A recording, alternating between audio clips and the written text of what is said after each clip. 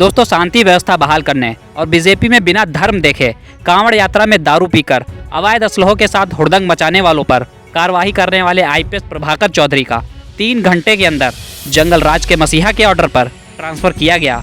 तो अब उनके पिता का एक सख्त बयान सामने आया है। आईपीएस के पिता पारसनाथ चौधरी ने बीजेपी सरकार की पोल खोलते हुए कहा, मेरे बेटे के लगातार ट्रांसफर इसलिए होते हैं क्योंकि वो ईमानदारी से काम करता है और नेताओं से दूरी बना के रखता है। उनका कहा नहीं मानता है, बीजेपी नेताओं की बात नहीं मानता तो 2-3 महीने में ट्रांसफर हो जाता है और अब आदत हो गई है। अगर बरेली में मेरे बेटे ने हालात नहीं संभाले होते तो कई लोगों की मौत हो जाती। मेरे बेटे ने अच्छा काम किया, लेकिन अच्छे काम का बुरा नतीजा मिला। मैं आपको बताना चाहता हूँ कि मैं बीजेपी का पदाधिकारी था, बीजेपी में कई पदों पर काम किया, लेकिन अब तय कर लिया है कि ज़िंदगी में बीजेपी के खिलाफ रहूँगा। ज़्यादा बड़ी हैसियत तो नहीं, लेकिन 10-20 गांव में बीजेपी को जीतने नहीं दूंगा।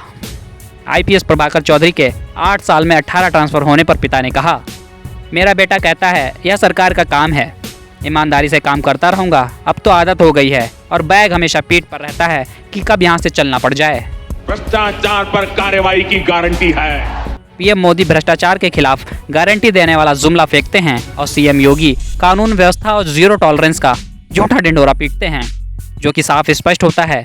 अगर प्रभाकर चौधरी की बजाय प्रभाकर बिष्ट, प्रभाकर ठाकुर, प्रभाकर पांडे, प्रभाकर तोमर या मिश्रा होते तो उनका फूल माला से स्वागत होता उस घटना पर। फिलहाल दोस्तों, आप आईपीएस प्रभाकर चौधरी के पिता के बयान पर क्या सोचते हैं? कमेंट बॉक्स में अपनी राय ज़रूर दें। धन्यवाद।